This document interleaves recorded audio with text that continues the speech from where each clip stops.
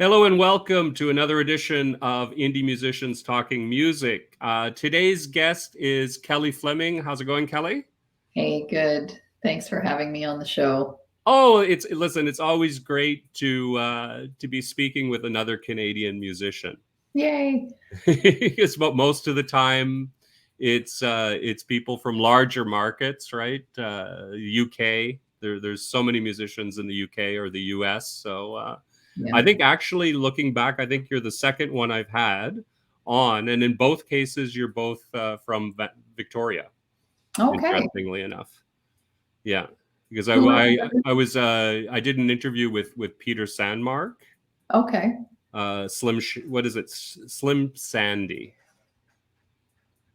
but Great. they do it's very much sort of rockabilly, sort of very roots, early Americana type music. And Right. I've known him and his brother Eric, who is in Montreal. They were in Ray Kondo's band back in the day. Ray Kondo and the Hard Rock Honors, which is going way back to Yeah. early '80s, right? Sort Is. of cowpunk type Yeah. stuff.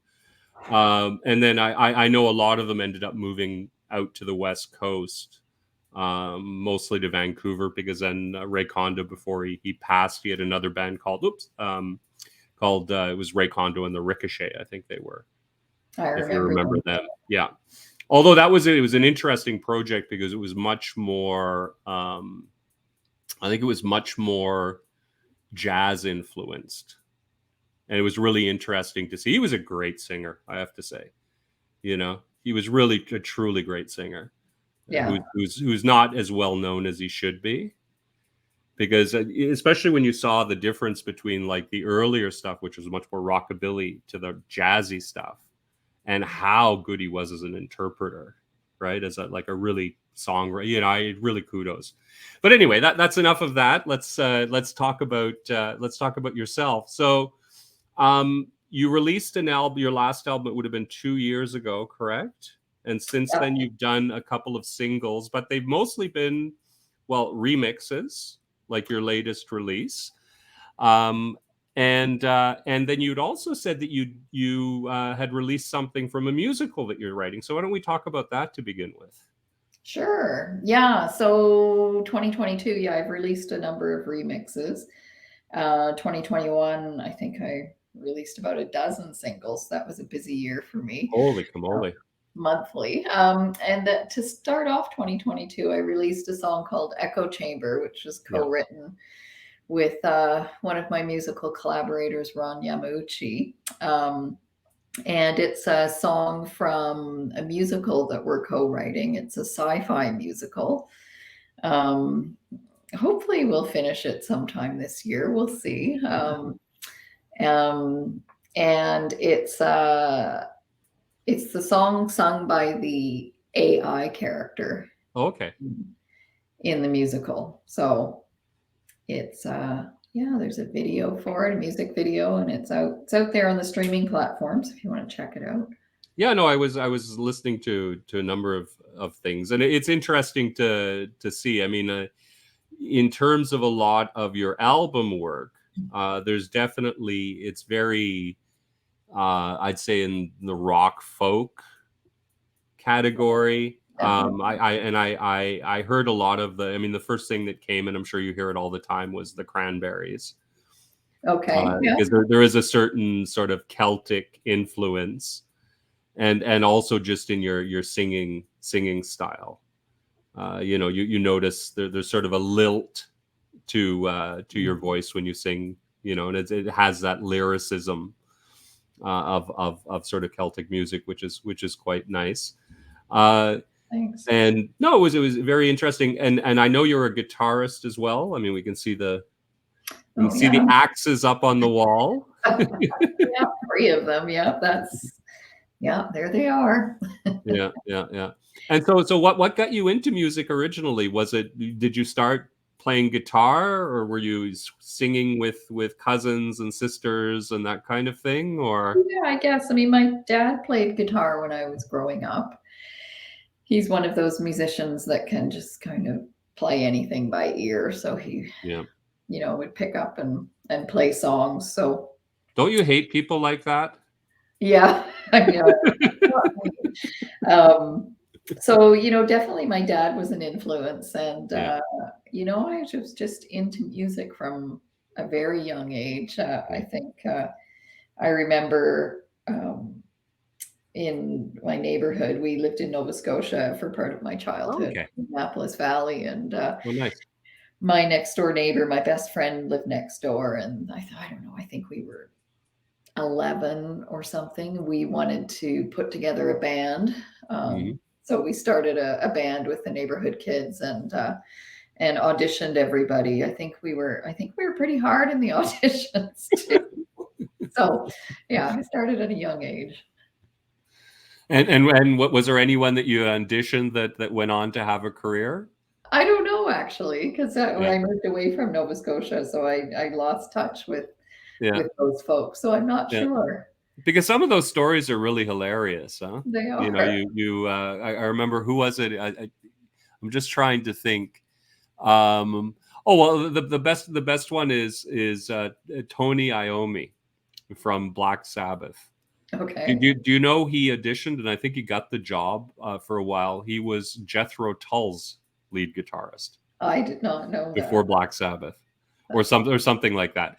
But it's fascinating when you see, and especially musicians who carved out a big career afterwards, Yeah. who started like completely off to left field before Yeah. that, or with different instruments, or and then you start seeing how some musicians are so talented, especially the multi instrumentalists, that'll you take whatever opportunity and then move from there once they've made contacts or they've found other people. And so Yeah. so you started out in Nova Scotia, and then did you move directly to the West Coast from there, or did you have a stop in central Canada on the way? I kind of did it the other way. I was born in Ontario, moved Okay. to Nova Scotia, and then moved out west. My dad was in the Air Force, so we kind of hopped around the country a bit. Yeah, yeah, yeah. Did you spend any time in New Brunswick as well? Because I know the Air Force is a big base in Oromocto, isn't there? Yeah, there is a big one there, but no, my dad was never stationed there. Having Okay. said that, we did take some holidays in New Brunswick on the Hmm. beautiful Bay of Fundy, which was, Yeah. gorgeous. I think I remember we were camping on the Bay of Fundy when Elvis died. I remember hearing about it on the radio, and all my cousins were in tears, and I thought this is a very important day. I didn't quite understand Yeah. Well, it's why yeah. for a few years, but Well, for that generation, it was, yeah, you know, um, and I know because it's basically my mom's generation, right? yeah. And although her big love was Gene Pitney, Okay. who would have been more of the heartthrob than Elvis, because Elvis was a bit risky. Yeah, He was a little bit of the bad boy when he started out, yeah. before they repositioned him, right? Yeah. He was very much the rebel at the beginning of things. Yeah, I was born in Moncton. I grew up in Moncton, and Okay. then moved to Montreal, and I've sort of been moving slowly west ever since, Okay. as it were. And you're in But Toronto now? what's that? Are you I'm in in Toronto. I'm Toronto? in Toronto now. Yeah. Okay. Although I'm looking to move somewhere else. I don't think it'll be west. I'd ideally like to go and live in Mexico at this point, if I can figure out a way Nice. of swinging it. I'm just sick of the winters, quite frankly.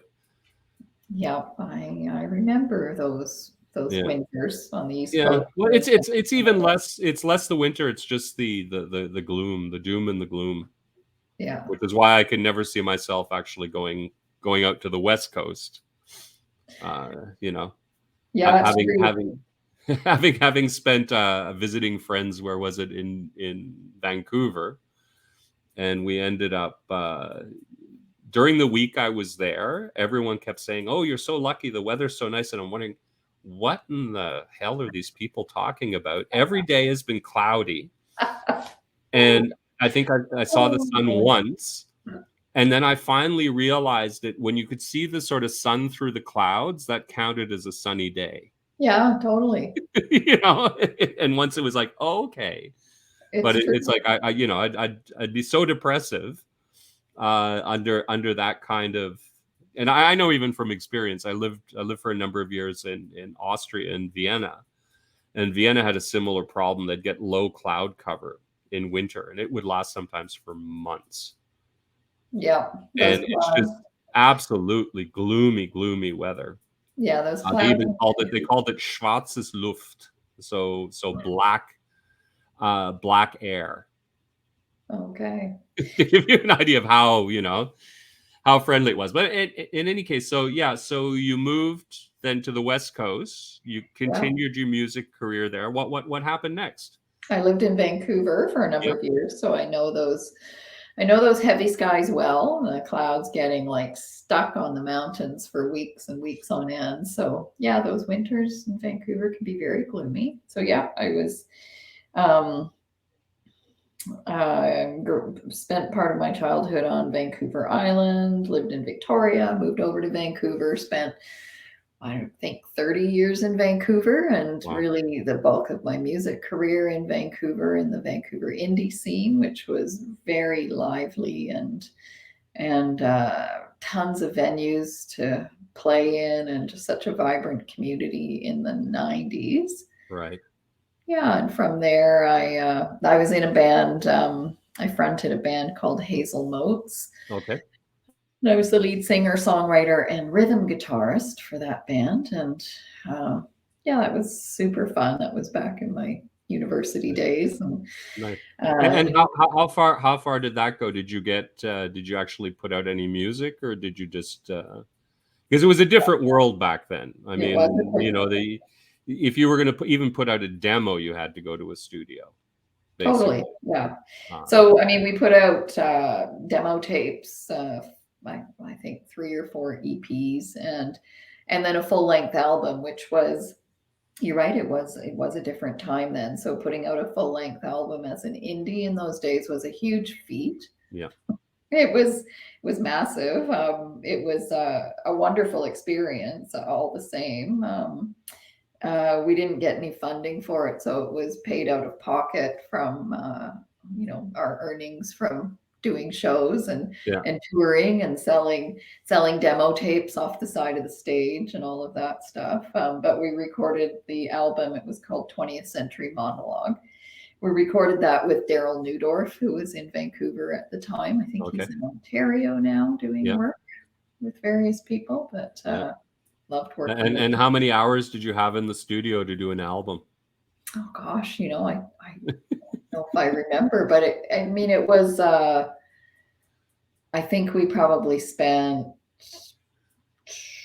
3 or 4 weekends doing Yeah. it. No, it's yeah. That's when you hear some stories of bands going in and recording an album in 8 hours, and that's including the mixing. Yeah, you know, yeah. No, it was a little bit longer than that. oh wow, yeah, big production. Yeah. But it's great times though, and luckily you got it released and you weren't caught up, because I keep hearing stories from people, especially going back to those days, where Yeah. they'd write the album and the label would go under, Oh, yeah. and then the masters would get held hostage by the studio until someone paid up money, and oh my god. Yeah, it's true. Yeah, I've never been on a label, even then. I mean, Yeah, back then when I was in the band, I've always been an indie, and it's always been a big question mark in my mind about should I try and go on a label? Like, should I be on a label? But I've always, I like you yeah, said, I have heard horror stories from other musicians who lose their masters, and they lose control of their masters, and it's like, oh, it can get even worse than that. yeah, I knew one band back in Montreal that got quite popular, and then they got signed to a major Canadian label and put out a couple of records. They were both flops. And at the end of it, for their trouble and all of the work that they'd done, I think they ended up owing $60,000 or something like that. Yeah. Because just the problem that most people don't understand and how things worked back in those days is the artist took on, well, the artist got advances, which Yeah. is another word for loans, Yeah. and then spent and were expected to spend all that money more or less on producing the record that they paid for. They then gave the masters to the record label that basically owned them, and decided whether or not they were going to promote it or whatever. And after, if it didn't work out, well, you were on the hook, not the record label. If it was a success, it was their success. Yep. And if it was a failure, it was your failure. Yep. Yeah, and then we were often on the road, right? Paying back that huge recording fee. No, exactly. Or, you recorded it very quickly. And unless it was the type of music, well, let's just say, I mean, the advantages of being on the road is a band can get very tight, right? And if you Oh, play yeah. the material, like if you did it in the order of really knowing the material, then going into the studio and recording it, and you had the right engineer in the right studio, you could come up with a very, very good recording very quickly. Yeah. The problems start happening when you're not with the right engineer and you're not in the right studio. Yeah. Very much so. Yeah. Or when there's issues with the band. Yeah. And everyone's got different visions, and the meter is running. Yeah. as all those problems get sorted out. Yes. So, okay, yeah. So after the 90s, you continued on. Now, did you go solo at that point, or what was? I did. Yeah. So I at that point, yeah, it wasn't really a breakup of the band per se. It was just kind of people, we were, I guess, just at a different stage of life. Yeah. And realizing that we needed to get other jobs to pay the bills, and kind of exploring music in different directions. So we just kind of went off. And so at that point, I got a day job and started working in technology, learning technology. And then I think my next work that I started working on, artistic stuff, was I did a book of poetry and did a spoken word album, mostly a spoken word album, and that was solo. So that was my first solo project. That was called Songs from the Tin Forest. And then from there, I went, that was a fun experiment, an interesting experiment for me to do spoken word, because a lot of my songwriting up to that point had been very lyric focused. I definitely had a story to tell about various things and perspectives. I was focused on the environment and concern for climate change even back then. I'd done some volunteer work in Vancouver's downtown east side at a survival sex trade facility. So I had I was processing a lot of my experiences there through my writing. So that kind of came out in my writing as well. So it was so the spoken word was it was a way for me to explore my voice in a different way. No, well, it sounds very fascinating. And now, did you do all of the music as well? Like, what was the actual process of it? So you wrote, did you write, like what's interesting to me is, did you start off with the spoken word and then write music to it, or was it the other way around, or was it a mixture of both? It was a mixture. So here, I'll just grab this. Like, I got dozens and dozens of like these kind of books with my writing in it. So I went through and I grabbed different poems. Some of them had been turned into songs, some of them hadn't been, and created an album. I think there's 18 tracks on it. So it was a real, it was kind of all over the map. It was a real combination. Yeah, well, I mean, the spoken word is quite interesting, and it plays very much an unheralded role in a lot of modern music when you really look at it, right? Because you can make a really strong argument that if there hadn't been spoken word, especially someone like Gil Scott Heron, there Yeah, wouldn't be rap music. that's true. Um, Yeah. because there's such a direct link, and I think for what I think he had some rap music at the sort of end of his career too, didn't he? Just at Yeah. the dawn of sort of hip hop. So it's interesting. And when we were speaking before we started, you mentioned that the name for the project was from a Patti Smith That's right. poem. Yeah. And she also flirted between, well, rock and roll and spoken word, didn't she? It's A lot true. of her Yeah. So stuff. I was very much inspired by that, and Yeah. kind of discovered Patti Smith's music and writing when I think I was 18. So that Hmm. had an influence on kind of where I wanted my artistic journey to go, just in Yeah. terms of learning about myself as an artist. So Yeah. yeah. Yeah. Well, she was a really a seminal figure in a lot of ways. Yeah. Although her music, I think less so musically and more just uh, her character. The force of her character. The force of her character and the force of her writing too, I would say. Yes. No. Definitely. Yeah. Definitely. Yeah. But she often gets categorized in as punk. But the thing is, it wasn't really punk. No. But it was in the sense that when you look at all those punk bands, what they were, their direct influences were people like Patti Smith and this whole bar scene for the UK's version, this bar scene that was going on, right? Which were all bands that were highly technically talented musicians. Yeah. Whereas, what the punk brought to it is the DIY attitude that I don't need to learn an instrument to express myself, right? Yeah. Yeah. So she definitely had those sensibilities in terms of, or that culture. I mean, she was Yeah. immersed in the punk culture and Yeah. a product of it, or a leader in Oh, it. I think she was one of Leader. the leaders, because if you really Yeah. look at it, Yeah. when you look at her and her role, it was like 1973, 74, 75.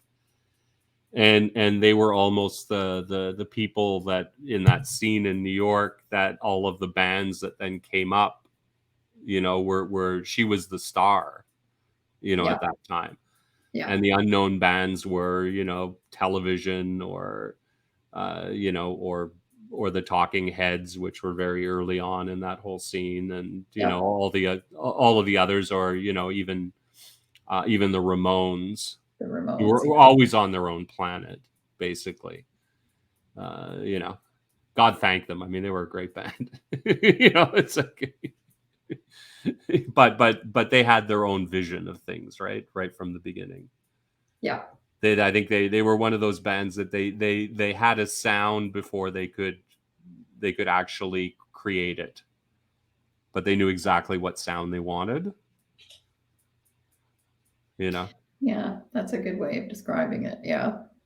Whereas I think a lot of other bands, they experimented around, or it was the chemistry of the players, or whatever. But I think the Ramones, they knew what they wanted, and then they learned instruments enough to be able to do that. Yeah. It's probably the best way to put it. Yeah. And they were very 50s influenced. They were truly rock and roll, or even like rockabilly almost. Yeah. Definitely. And I think that was where a lot of the influence was from, and doo-wop and things like that. But Yeah. it was a fascinating scene. I mean, on both sides of the Atlantic. Yeah. And I'm quite happy that I lived through it, as I'm sure you did to a certain, as well. You said if Patti Smith was a big thing when you were 17, 18 years old, you'll remember the days. I mean, I remember I was about the same age when I think the big one for me was when London Calling dropped. I remember Okay. when that album came out. That was the one that was sort of created the dividing lines in high school, right? Yeah. And you either liked that one or you thought it was the worst thing that had ever happened to music. I remember that. Yep. You know, it's hard to explain now, but it was really like on one side it was the whole dinosaur rock bands. And I was in Montreal at the time, so you can only imagine, like, Montreal was always like prog rock city, right? Yeah. I mean, where else in the world could you get 70,000 people to see ELP? You know, I don't think Emerson, Lake and Palmer played to a larger audience anywhere in the world, except maybe Italy. That's funny. But it's true, Yeah. you know, or they were probably the only place in the world that sold any Gentle Giant records. Right. I mean, I think they probably sold more in Quebec than they did in England, where they were from. You know, so in that scene, when punk rolled in, it was a whole, yeah. It was almost my introduction to music. I ended up getting into a punk band in high school that we created to play in the talent show. Okay. We had one rehearsal, one show, and it was absolutely hilarious because the audience didn't know we weren't any good. But the audience didn't know what to make of it, and we practiced 3 or 4 songs, like Sex Pistols covers or whatever it was, Right. badly. And at one point, it was like, you know, one of these auditorium shows, 2:00 in the afternoon on a Friday. The kids just want to get out of school, and they're all in there. And what had happened, I can still remember it to this day. They started crumpling up and throwing their programs at us. And so, of course, we being punks, we picked them up and threw it back at the audience. and and I can just remember this image, throwing something at the audience and like having 500 come back at you. Oh, that's great. Oh, it was absolutely fantastic. You know, it was punk. It was totally punk, right? Yeah. Punk before punk. Because Yeah. we didn't even know. I mean, you couldn't get any of the records here. It was just, you know, I don't even think the album had been released by that point. Like, never mind the bollocks in Canada. You know, and the media didn't know what to make of it. And you remember it was a really big media thing too, right? Yeah. Made the news every single night, that ill-fated tour that the Sex Pistols had. Yeah, it was a whole different world back then with what, Yeah. 2, 3 channels, but the media went absolutely insane over it. It was like the end of civilization. Which is probably what brought it over the edge for all the kids, right? Probably. You know, but in any case, so you did the spoken word stuff, and that was what launched your solo career. So what happened then? You know, I did another album in 2010. So I took quite a long break between albums because I think Songs from the Tin Forest was that 2004? Yeah. And then World in Reverse was 2010. 2010. So I think probably starting in 2010, you know, as you know, many indie musicians, we don't make a good living or living wage at being a musician. So I had a day job, so I was focused on career. You know, I never stopped writing. So when 2010 came along, I was like, not sure what moved me, but I was like, I really want to do an album again and start touring again. So, you know, I'd been doing local stuff in Vancouver, collaborating on writing with people. I was doing little local shows, but I really hadn't been in the public eye that for the, I don't know, probably 4 or 5 years. So I just had a craving to be more of a a public musician again and be out there again. So then came recording World in Reverse. And that one was, I recorded with Brent Cross, who's a Vancouver musician, guitar player and composer. He was a guitar player in my band Hazel Motes years ago. Right. And I love working with him. I did 2 albums with him. So I released World in Reverse. I did some touring in Southern Ontario and Quebec. Yep. And throughout BC with that. And then did a big show in Vancouver at the Vancouver East Cultural Centre for that album as well, which was, I remember Alex Vardy writing about the show in the Georgia Strait, saying, like, I forget his actual quip. He said it much better than I did, but he talked about the size of my band. I had 10 people on stage with me. He's like, Wow. it's, you know, a little big for an indie band, but worked. But yeah, that was a great thing to put together. And I was really, really focused on, at this point, a sound with that album, of thinking of it as like a sonic novel where I was telling a story of a few characters and kind of carrying a few themes through the album. And the instrumentation or the music itself, I really wanted to have almost a Baroque pop feel to it. So really lush and thick and orchestral. So hence the big band with me on the stage. You know, we had timpani, we had somebody playing violin, we had a grand piano, like we had a lot going on. Had a couple of I think 3 singers too with me. Yeah, so that was a great show to do.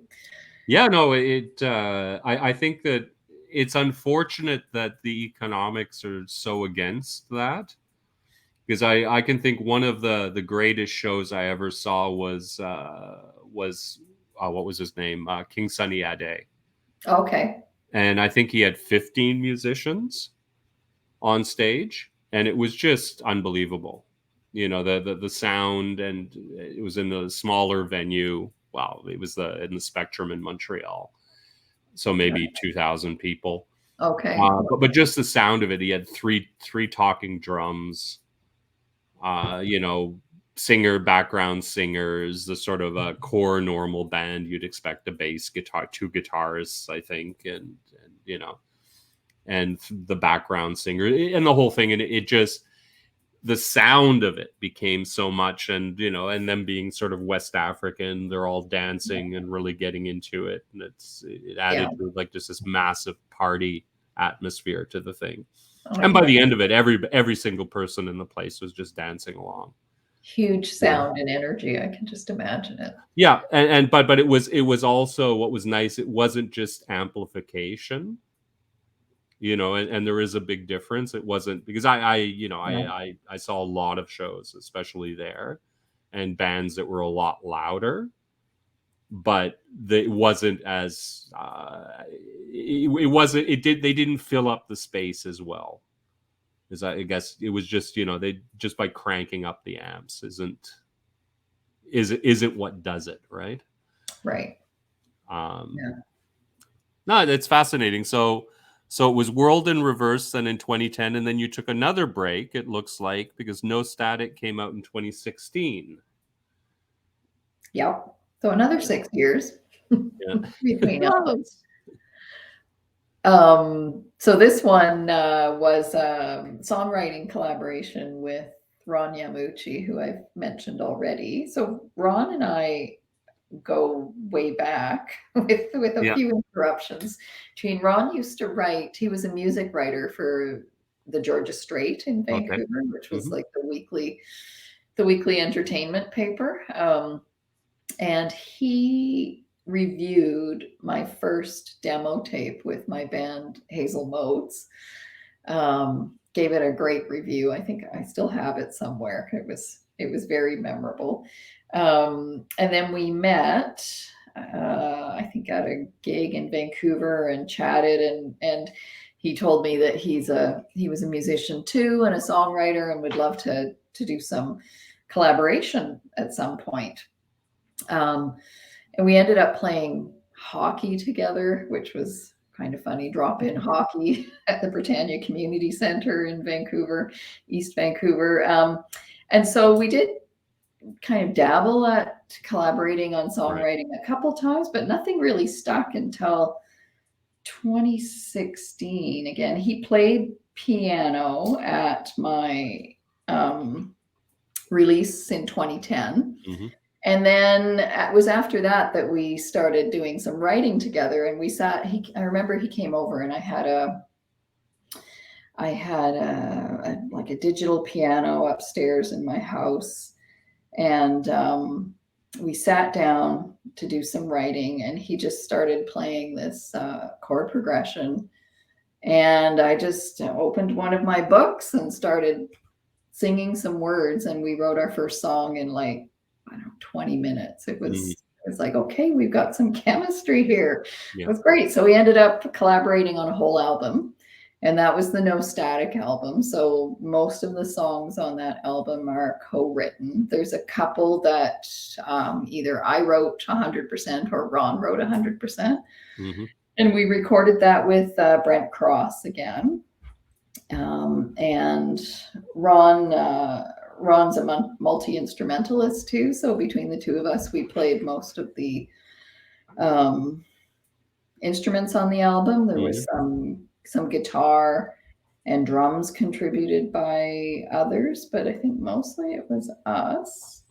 Yeah, and did a big release at the Vancouver East Cultural Center, and I did some touring. Ron didn't tour with me at that time, but I did some touring on my own just as a solo singer-songwriter. Yeah. Toured that album quite a bit. Yeah. Made a couple of videos. Nice. And what size venues were you touring at?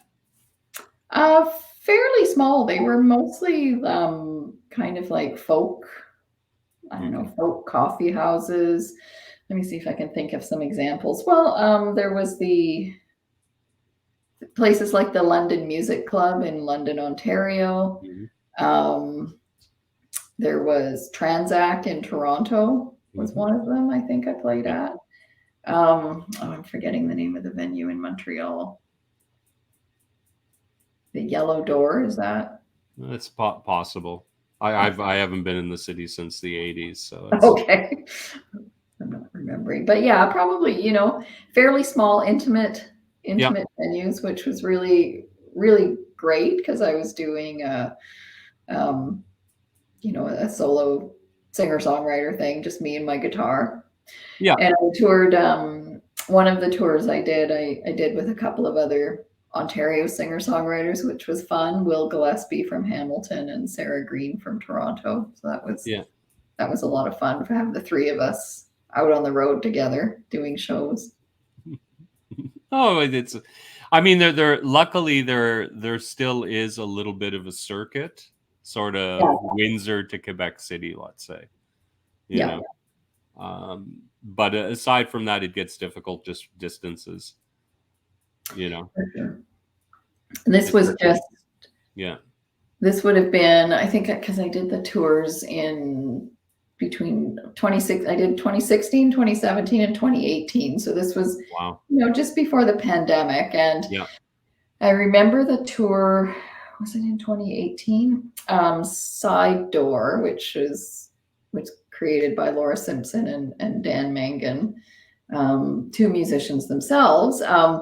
So they were just starting up in the summer of 2018. And I remember being like an early, I don't know if they called them beta testers, but I was an early artist on the platform, kind of trying to book like house concerts and shows on my tour.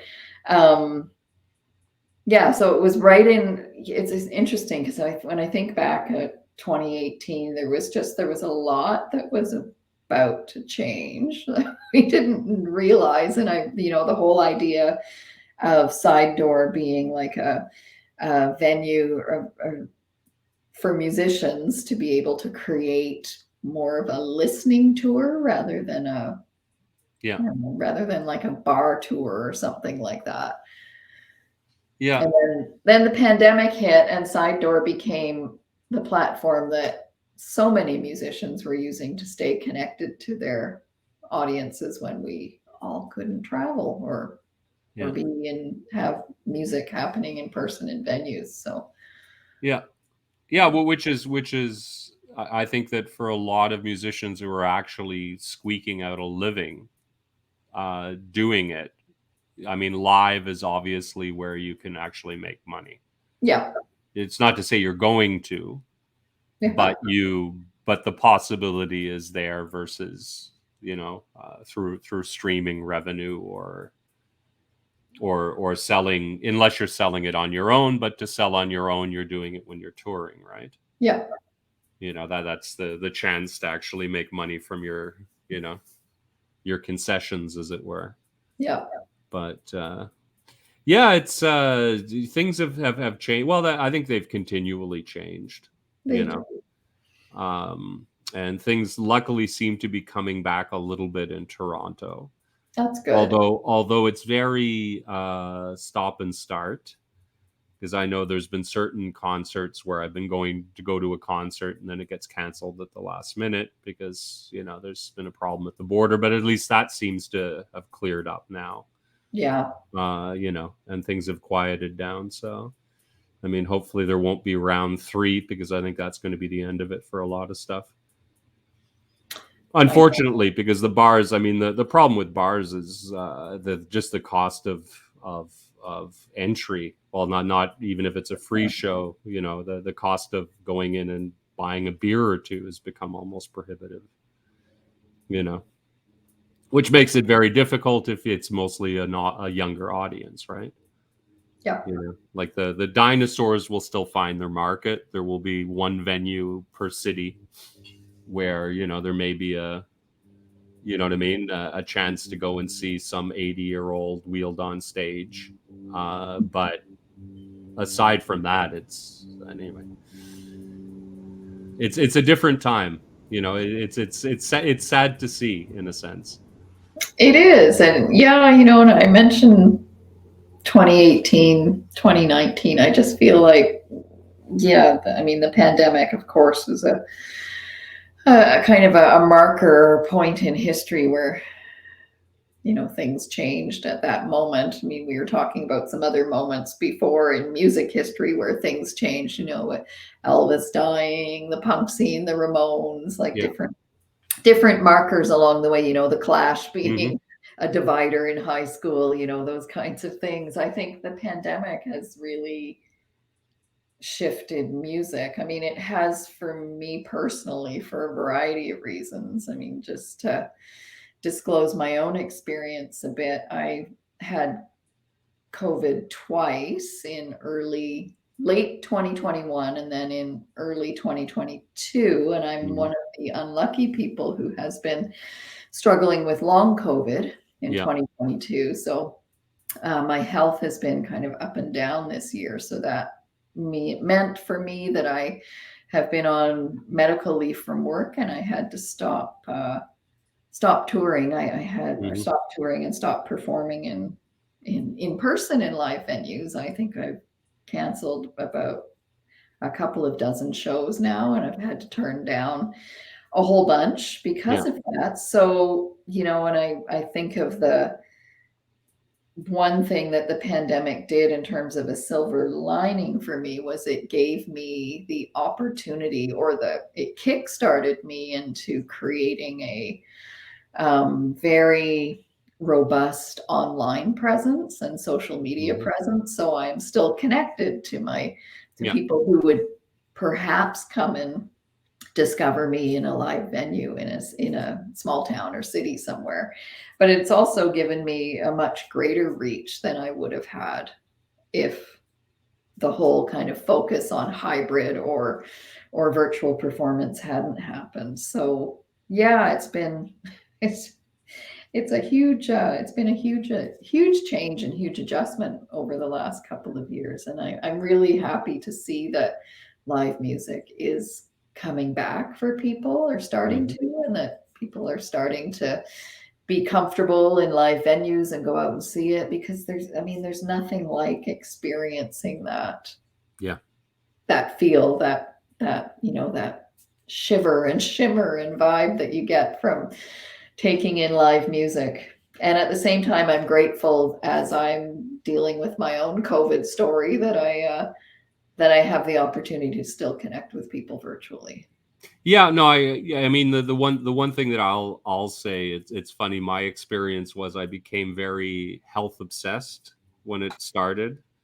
Lost a lot of weight and really paid much more attention to diet and exercise and stuff like that. And luckily, I may have had COVID, but it wasn't. I mean, I've been lucky in the sense that I'm one of those 24-hour flu people. Oh, that's good. It's like if I get it, I've never in my life had it for more than a short period of time. Great.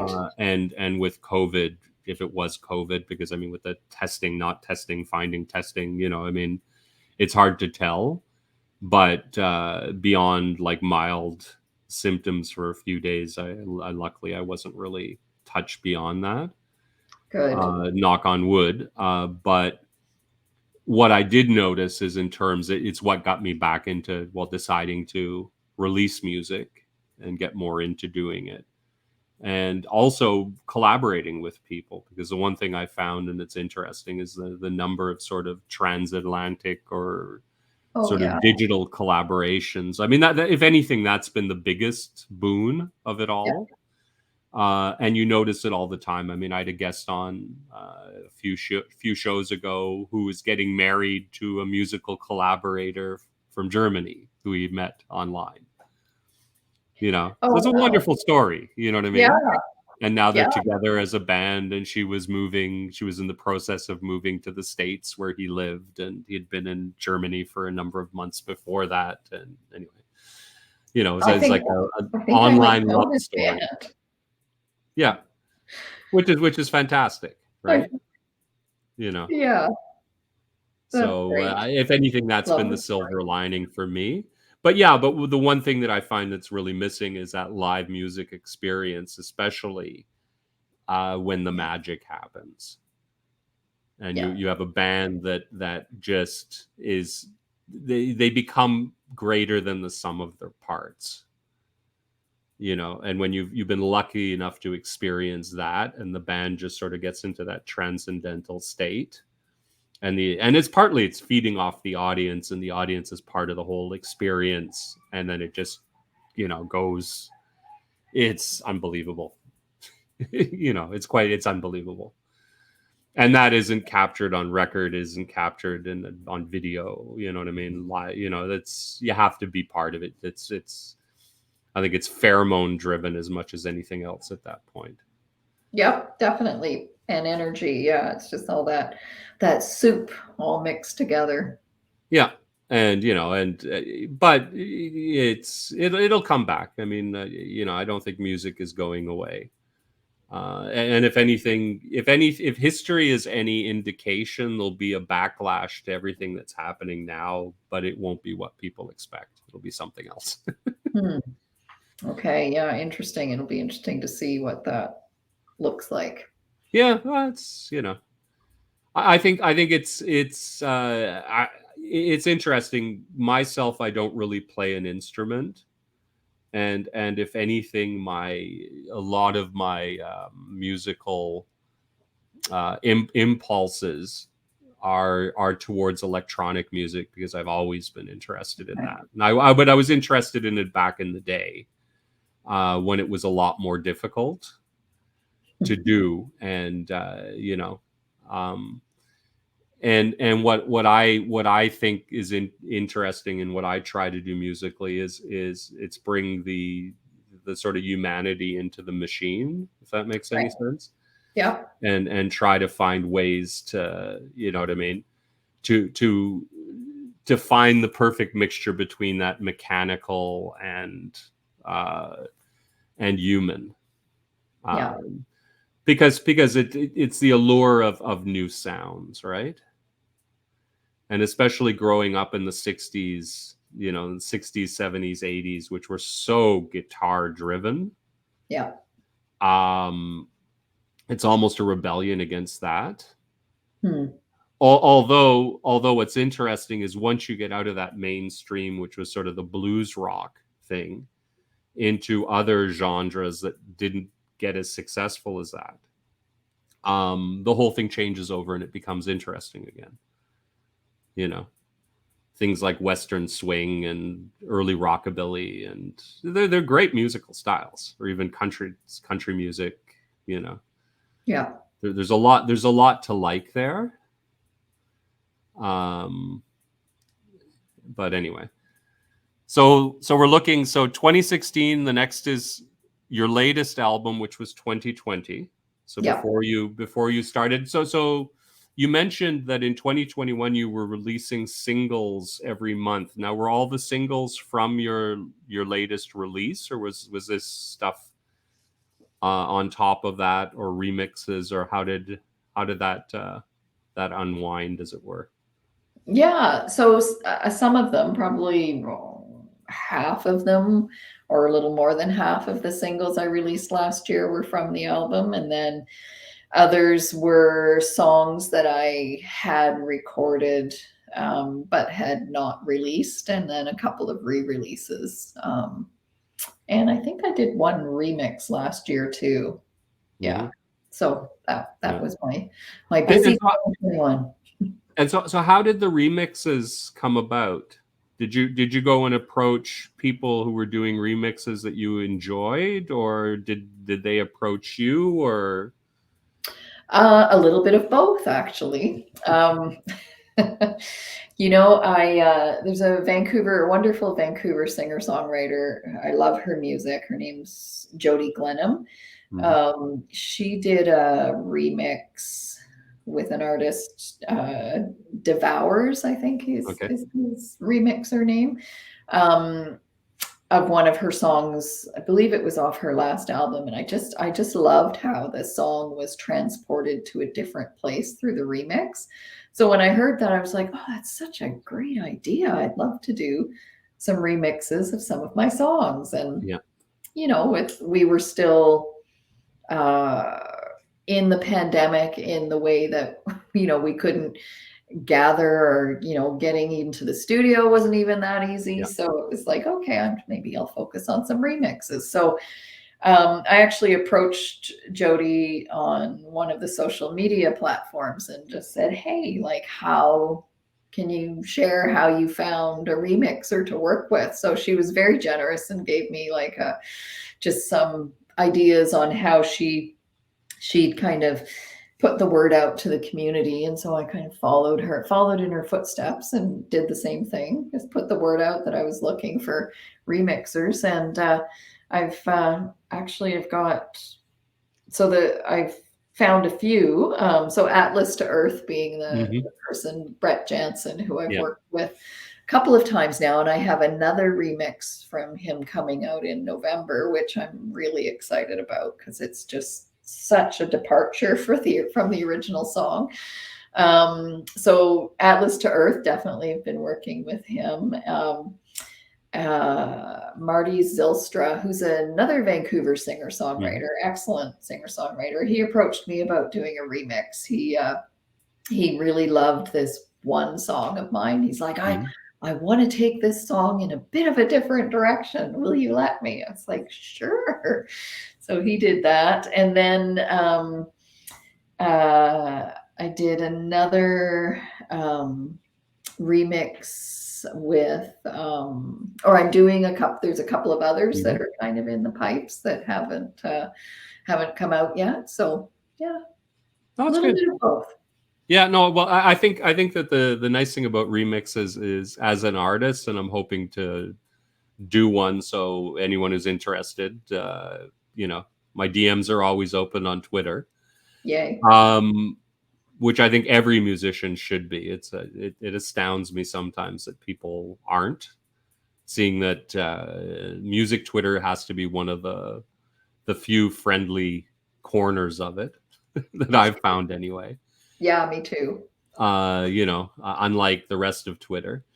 Yeah. Um, but I think what excites me about it is getting to experience what other people hear in your music. Absolutely. Absolutely. And that's like, I'm so excited. I mentioned about the next remix that I'm doing with Atlas to Earth, because he's taken this song that I would describe. How would I describe it? It's kind of Baroque folk. Baroque folk, I guess I'd call it. And Yeah. it's a tribute song that I wrote to um, I wrote for a friend of mine who passed away a few years Mm. ago, and he's just turned it into something that, yeah, you'll see when it comes out. It's like super lush and dark, and like it reminds me of dancing in clubs in the 80s, and kind of that young adult angst of being in a club in a crush of bodies and dancing. Yeah. Yeah, I just love what he does. Oh, nice. Yeah. And what does the future have to hold? Are you working on anything new at the moment outside of all the remixes?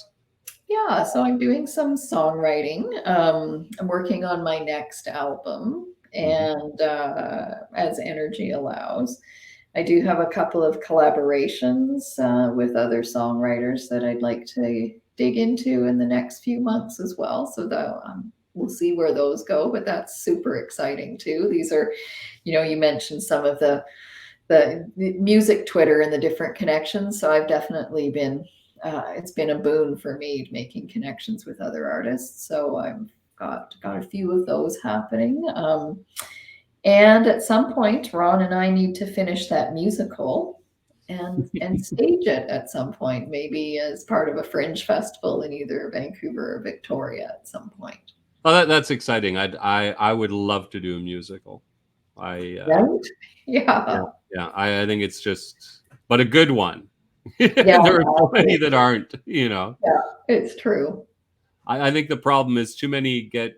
I think the problem is too many people have gone to musical school, like musical school, right now, and it's Right. become so formulaic, and the writing is, well, I think the writing suffered because of that. You know, where you look at something like a gold standard of a musical, to me anyway, the modern ones is either Rocky Horror Picture Show or Grease.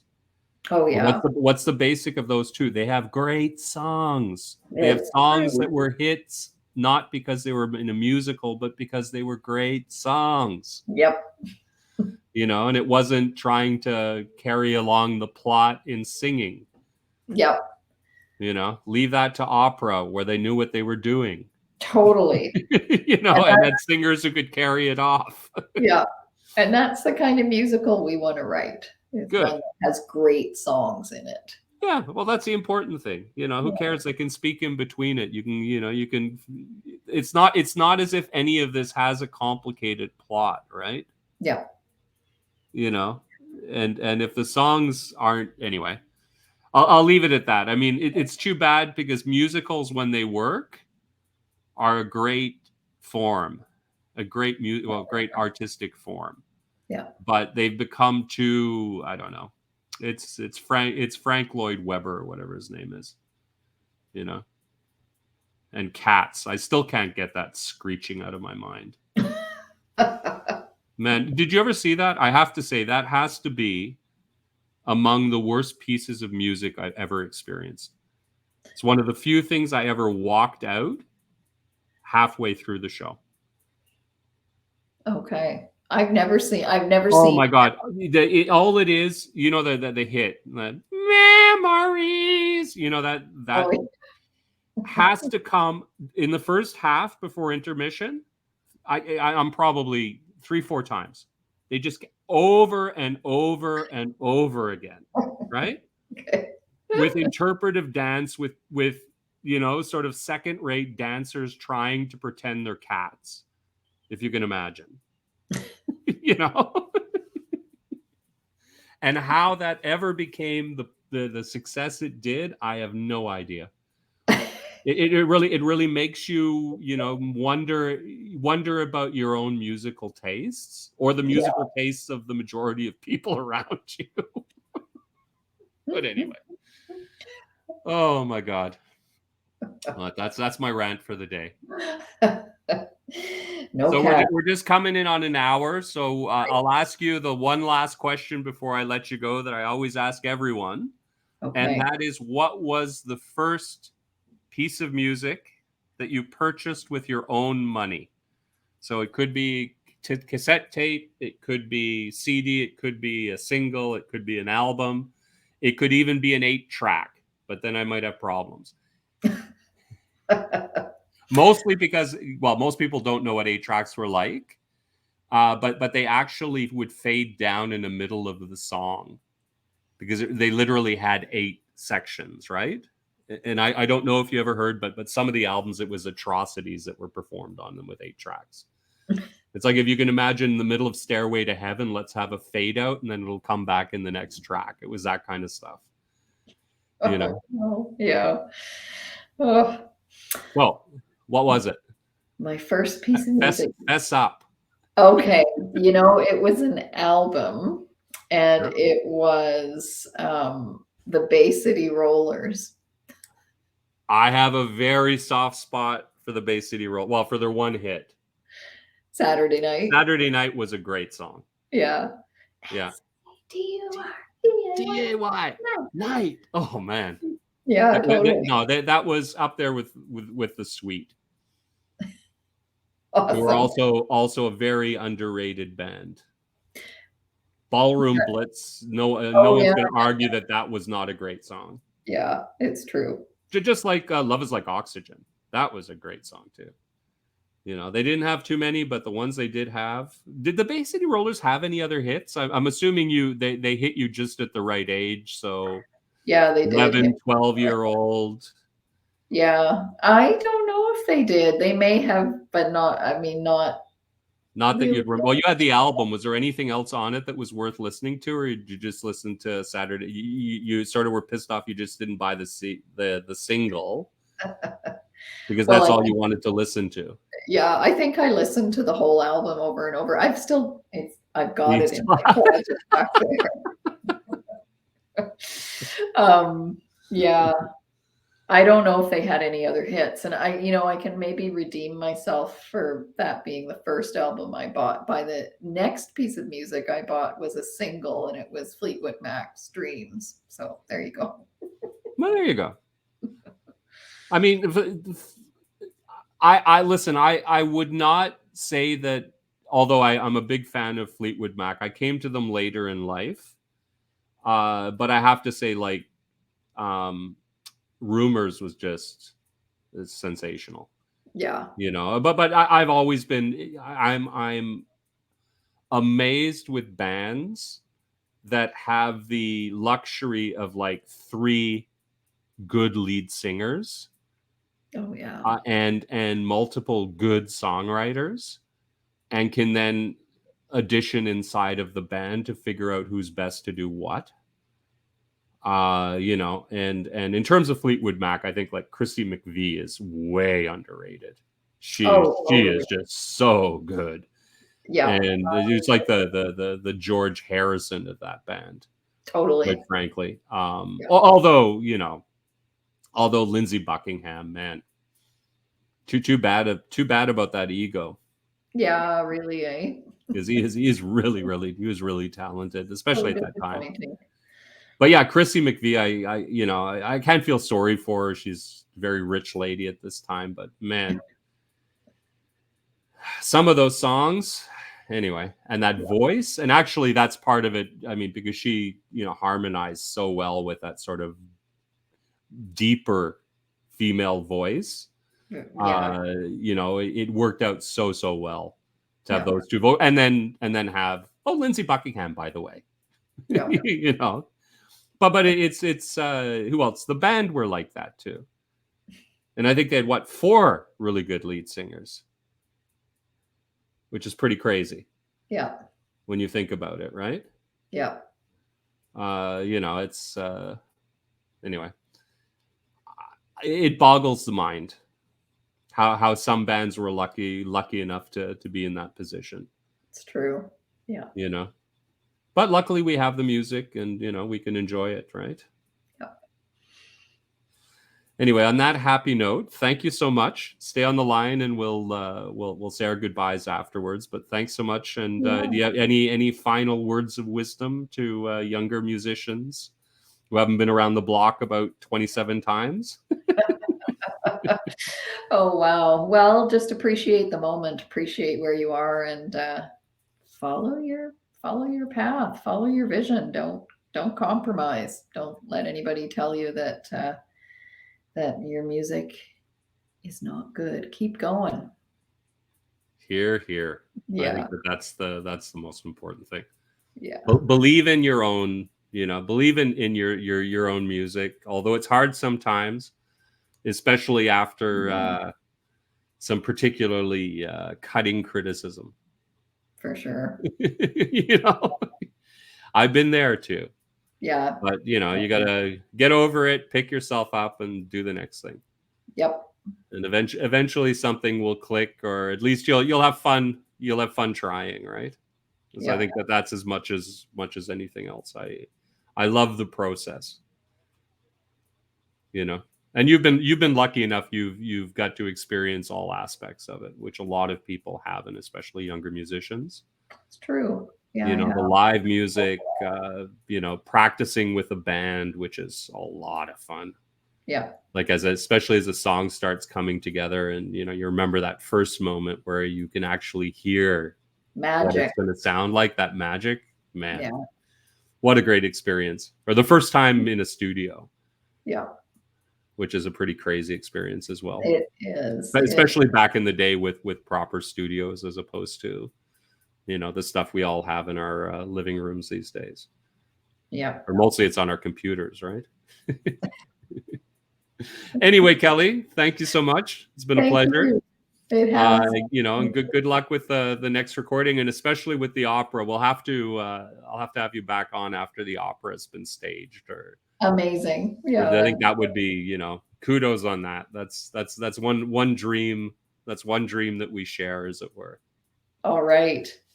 Anyway, you take care. Yeah, you too. Thanks Bye-bye. so much. Oh, it's a